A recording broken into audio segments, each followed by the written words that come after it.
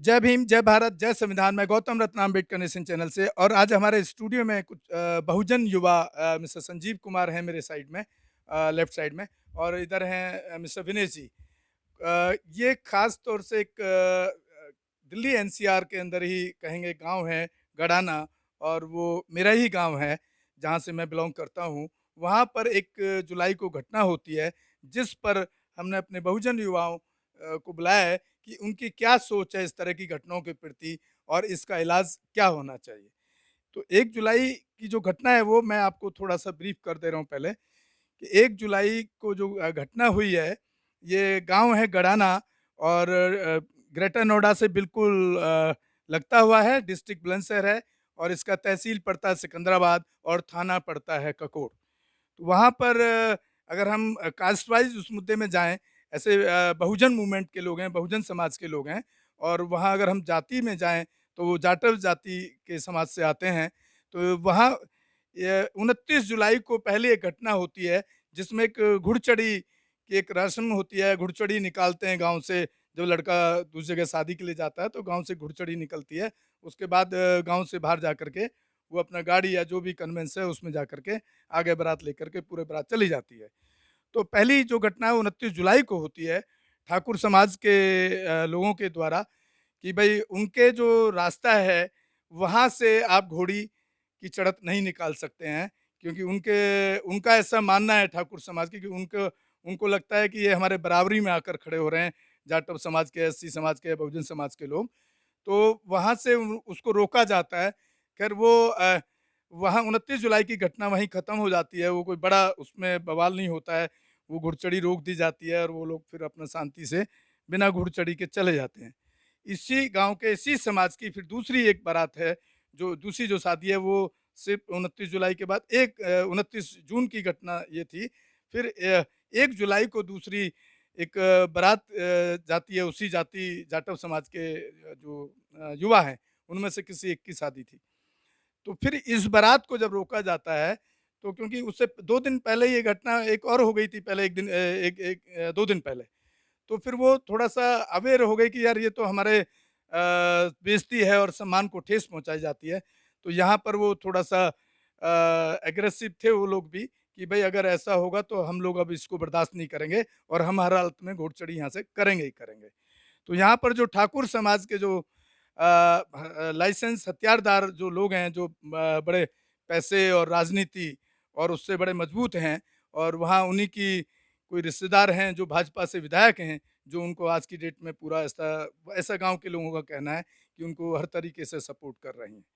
तो पहले तो ये इस तरह का एक पॉलिटिकल नेता को किसी भी उसको गलत चीज़ों में सपोर्ट करना मैं बिल्कुल गलत मानता हूँ इसको। तो वो घोड़ी जब रोकी जाती है तो राइफ़ल से फायरिंग होती है दूल्हे के ऊपर, जिसमें वो दूल्हा न्हौर जाता है और दूल्हा न्हौरने की वजह से, नीचे झुकने की वजह से बच जाता है। उसी बीच, उसी दौरान फिर जो लड़का गोली चलाता है उसका चाचा नीचे आ जाता है और उसको घोड़े से घुड़चढ़ी पे जो लड़का है उसको उतारने की कोशिश की जाती है, मारपीट की कोशिश की जाती है, ताकि घुड़चढ़ी वहाँ से ना हो।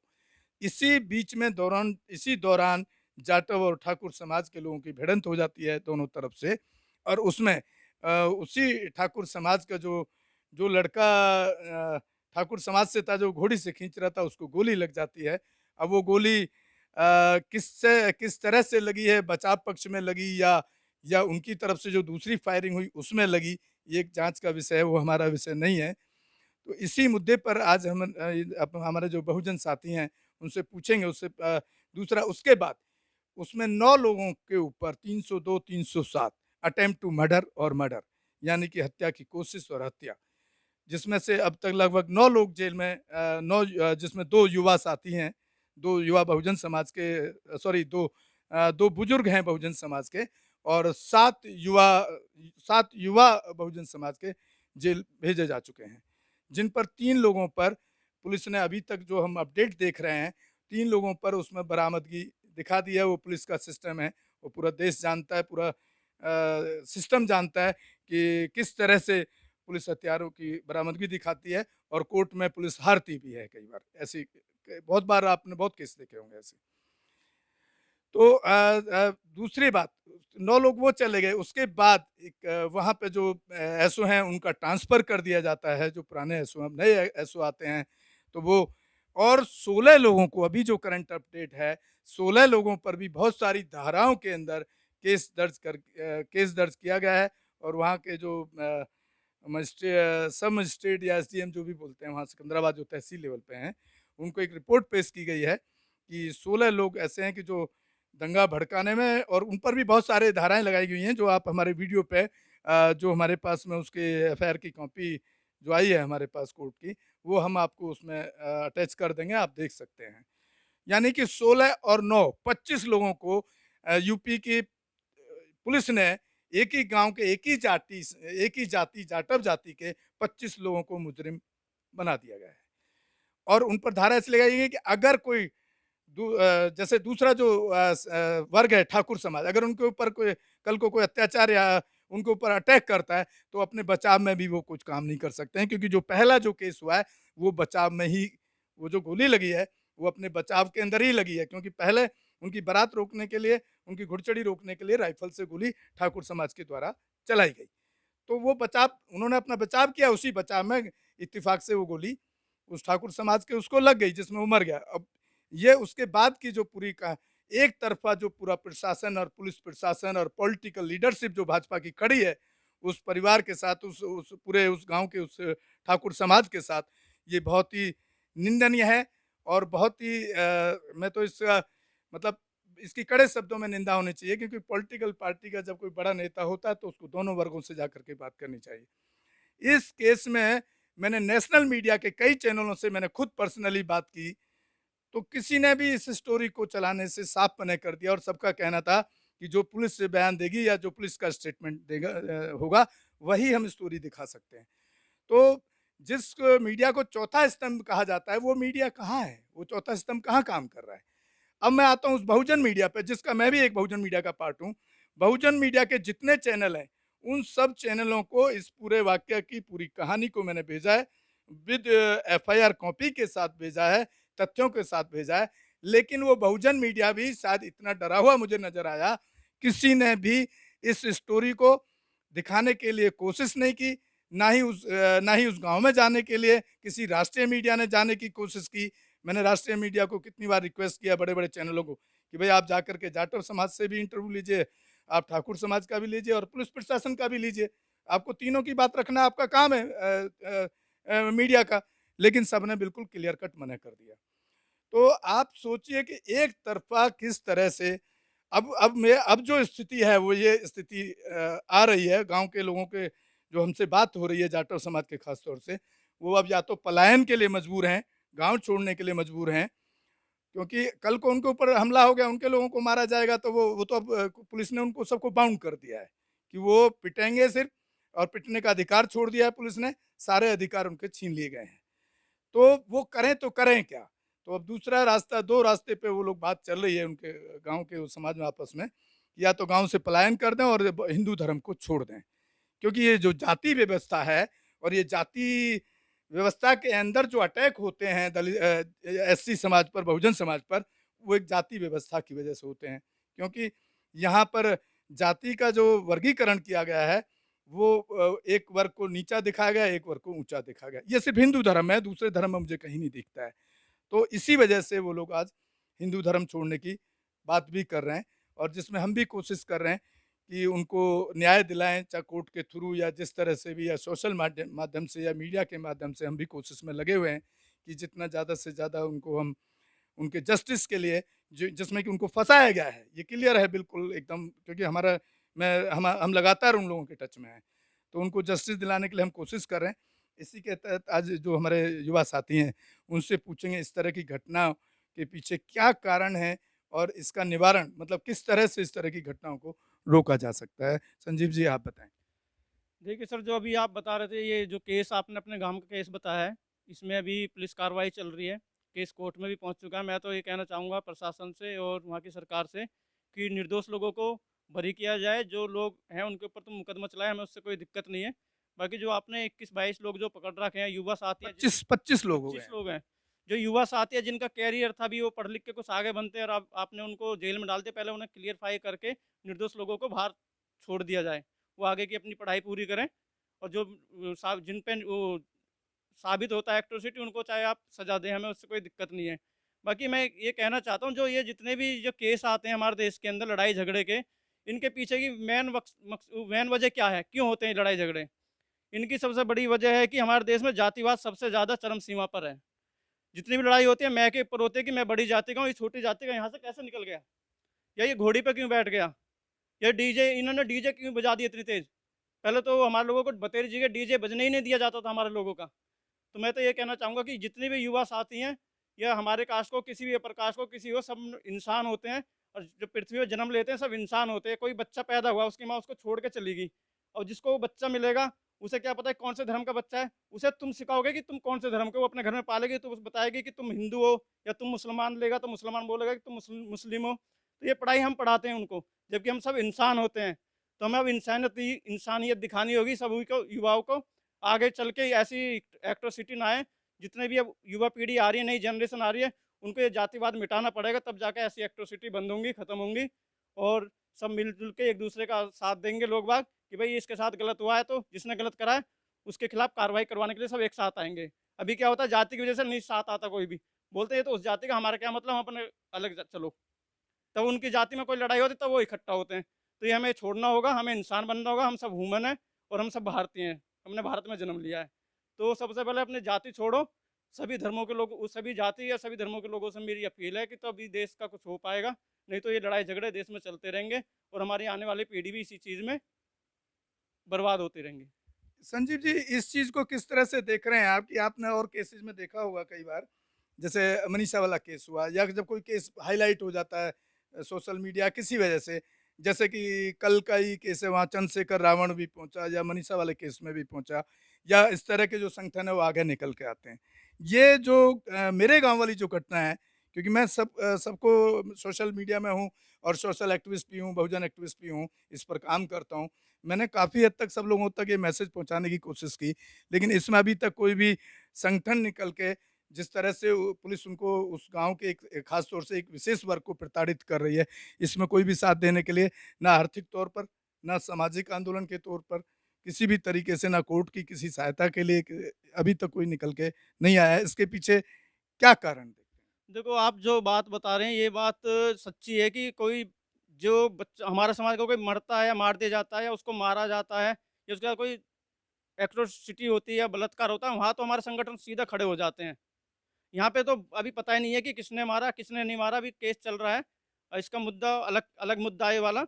तो संगठनों को इसमें आके कम से कम इतना तो देखना चाहिए था, न्यूज़ चैनल वाले, बहुजन न्यूज़ चैनल वाले या संगठन की, भई आके पता तो करो सीन क्या है?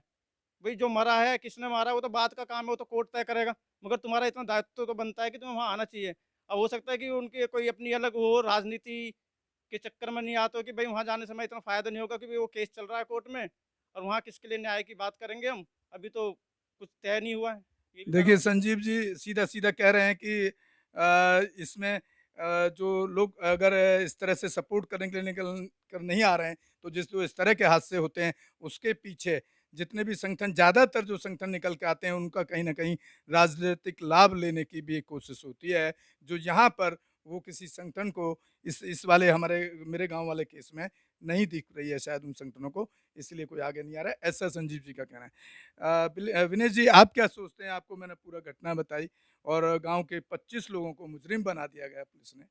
मतलब लगभग 25-30 ही घर होंगे, 2, 4, 5 घर और बचे हैं, जिनके ऊपर केस नहीं लगा है। उनमें से या तो हो सकता है कि वो कुछ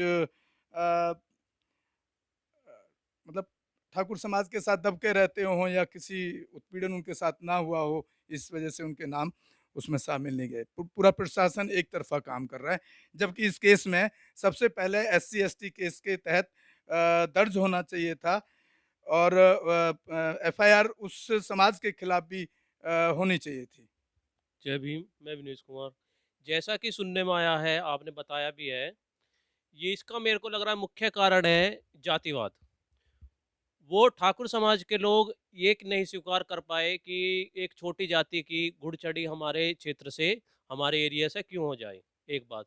दूसरी बात, 25 लोगों के खिलाफ जो एफआईआर हुआ है सॉरी, ऐसा कि 25 लोगों ने गोलीबारी करी है। जो उस घटना में जो मुजरिम है, हम ये नहीं कह रहे थे। 25 लोग कहाँ गोलीबारी कैसे करेंगे विनेश जी? हमारे तो बहुजन समाज के जो लोग हैं इस सेक्शन के, उन पे तो पहले तो लाइसेंसी हथियार ही नहीं होते हैं खरीदने के लिए, और अवैध हथियार खरीदने तक के लिए भी घर में वो अपना रोजी रोटी और अपना खाना पूर्ति अपने जीवन के लिए, दिनचर्या के लिए कैसे कैसे करता है, तो कहाँ से वो अवैध हथियार खरीदेगा और कहाँ से लाइसेंस लेगा? मेरा वही कहना है कि जो व्यक्ति इसमें इन्वॉल्व है, जिसने गोली चलाई है, हम कहते हैं जिसने गलती की है, चाहे वह किसी भी समाज का हो, किसी भी समुदाय वो से भी हो। नहीं पता गोली किसने चलाई है, नहीं अभी क्लियर है, क्योंकि गोली तो पहली जो गोली चली राइफल से चली है, और वो बीच बचाव में हो सकता है कि वो गोली उस राइफल से चली या अवैध हथियार से चली, ये भी जांच का विषय है। यह जांच का विषय है, तो इसके पहले कार्रवाई पूरी सही तरीके से की जाए, निष्पक्ष कार्रवाई की जाए, और जो व्यक्ति मुजरिम है उसके खिलाफ एफआईआर करके उसको सजा दिलाई जाए। ये तो एक समुदाय को गिराने की, पूरा दबाने की कोशिश की जा रही है उस वहाँ के प्रशासन द्वारा। तो मेरी यह अपील है कि एक समुदाय विशेष को टारगेट ना करते हुए जो एक्चुअल कार्रवाई है, जो होनी चाहिए वह की जाए, और जो निर्दोष व्यक्ति हैं जिसके खिलाफ एफआईआर की गई है, उनको जल्द से जल्द बरी किया जाए। देखिए, इसमें हम मुजरिम भी नहीं कह सकते हैं, क्योंकि जब आत्मरक्षा के लिए अगर आपके ऊपर सामने से कोई राइफल चलाएगा, तो अपनी आत्मरक्षा में आप कुछ तो करेंगे। तो उसको हम मुजरिम भी नहीं कह सकते हैं, किसी एक को, किसी को भी ना। उस समाज से तो हमको लगता ही नहीं है कि भई अगर आपके ऊपर कोई अटैक कर रहा है, जातिवादी अटैक कर रहा है, तो आप अपनी जान बचाने के लिए कुछ तो करेंगे। तो फिर पुलिस ने अभी इस केस के अंदर कहीं भी उस समाज की तरफ से जिस तरह के वहाँ शब्दों का भी इस्तेमाल किया गया, चमार, ढेड़, चूड़े, इस तरह के शब्दों का इस्तेमाल वहाँ पे किया गया, गालियाँ दी गईं, तो उस पर पुलिस ने एफआईआर तक भी नहीं की, ना एससी-एसटी केस लगाया गया। एक तरफ़ा सरकारी तंत्र जो है वो एक तरफ़ा, क्योंकि भाजपा की सरकार है और ख़ास तौर से खुद मुख्यमंत्री उस ठाकुर समाज से आते हैं, और जितने भी अभी तक केस भी देखे गए हैं, मनीषा वाला केस में भी यही कांड था कि वो भी ठाकुर समाज से थे। तो एक तरफ़ा सरकार इस केस में काम कर रही है। हाँ, तो इसका मुख्य कारण यही है कि एक तो ये ठाकुर समाज का मुख्यमंत्री बने हुए हैं, और जो हमारे समाज के जो लोग हैं, बहुजन समाज के लोगों को दबाया जा रहा है। तो यही है, इसके खिलाफ पहले तो प्रशासन को ठीक से कार्रवाई करी जाए, उसकी जाँच की जाए कि एक्चुअल में बात हुई क्या है। अभी तो इन्होंने टारगेट कर दिया है एक समुदाय के लोगों को कि हाँ, इन लोगों ने गोली चलाई है, आखिर इन्होंने ठाकुर समाज के खिलाफ कार्रवाई कर कैसे दी? उनकी आवाज़ उठ कैसे गई? इसलिए मेरे ख़्याल है ये प्रशासन भी यही चाहता है कि अपने जो बहुजन समाज के लोग हैं, उनको अधिक से अधिक दबाया जाए, और आगे ऐसी वो घटना ना घटे कि तुम जो जहाँ दबे हुए हो वहीं दबे रहो, तुम्हारा उठने का अधिकार नहीं है। मतलब गुलाम के गुलाम गुलाम बने के रहें, गुलाम आपके बने कहने रहो। मतलब जो पहले से जो चीज़ चली आ रही है, वो मतलब आज भी वो प्रथा बनी रहे और उसी सिस्टम में लोग अपनी ज़िंदगी को जीते रहें, ऐसा उनका कहना है। अच्छा, एक चीज़ और कहना चाहूँगा इस केस में, जैसे बताया जा रहा है कि बारात निकल रही थी घोड़ी पे, तो घोड़ी पे से दूल्हे को उतारा जा रहा था, गाली-गलौच की जा रही थी। जिन्होंने ये लड़ाई की शुरुआत करी, उन लोगों को गिरफ्तार करा भी पुलिस ने नहीं करा। नहीं, उ उनके किसी के खिलाफ कोई एफआईआर नहीं तो है, ना देखो, किसी ये का। भी एक कानून के तहत देखा जाए तो सबसे पहले उनको भी गिरफ्तार करना चाहिए, जिन्होंने वहाँ पे लड़ाई लड़ाई की शुरुआत की। ये लोग, कुछ ऐसे लोग होते हैं लड़ाई करवा के निकल जाते हैं, और केस किसी और के ऊपर लग जाता है। तो ऐसे लोगों को भी सबसे पहले पकड़ के गिरफ्तार करना चाहिए, और पुलिस का काम बनता है सबसे पहले पकड़ के उनको गिरफ्तार करें। तो साथियों, सुन रहे थे आप अम्बेडकर नेशन पे गौतम रत्ना, और इधर मेरे इधर संजीव कुमार जी और विनेश जी, बहुजन युवा साथी, जो आज इसी मुद्दे पर बात करने के लिए हमारे स्टूडियो में, उन्होंने जब हमारा सोशल मीडिया पे वीडियो देखा और इस खबर को देखा, तो उन्होंने अपनी राय जाहिर रखने के लिए हमें बोला, तो हमने कहा आप स्टूडियो आ जाइए, उसी मुद्दे पर आपके सामने बात की। इसी के साथ मैं विदा लेता हूँ। आप अम्बेडकर नेशन चैनल को ज़्यादा से ज़्यादा शेयर और सब्सक्राइब करें, ताकि बहुजन पर होने वाले अत्याचारों को हम पूरे देश के सामने और ख़ास तौर से अपने लोगों के सामने देश-विदेश तक पहुँचा सकें, ताकि उसमें जस्टिस की बात हो और न्याय मिलने की एक प्रक्रिया की कोशिश की जाए। इसी के साथ मैं विदा लेता हूँ। जय भीम, जय भारत। अम्बेडकर नेशन से गौतम रत्ना। बुद्धं शरणं गच्छामि। अम्बेडकर नेशन चैनल आर्थिक समस्या से गुजर रहा है। अगर आप बहुजन समाज में बाबा साहेब अम्बेडकर और तथागत बुद्ध की विचारधारा को अधिक से अधिक लोगों तक पहुंचाना चाहते हैं तो हमें आर्थिक सहयोग प्रदान करें, ताकि हम अपने चैनल के माध्यम से देश विदेश में समता, बंधुता, एकता और संवैधानिक अधिकारों को ज्यादा से ज्यादा लोगों तक पहुंचा सकें। आप अपनी सहायता राशि नीचे लिखे खाते में जमा करा सकते हैं। खाता धारक गौतम रत्ना, खाता संख्या 3169576865 IFSC कोड SBIN 0060336, बैंक भारतीय स्टेट बैंक। आप हमारे बैंक खाते का विवरण स्क्रीन पर भी देख सकते हैं।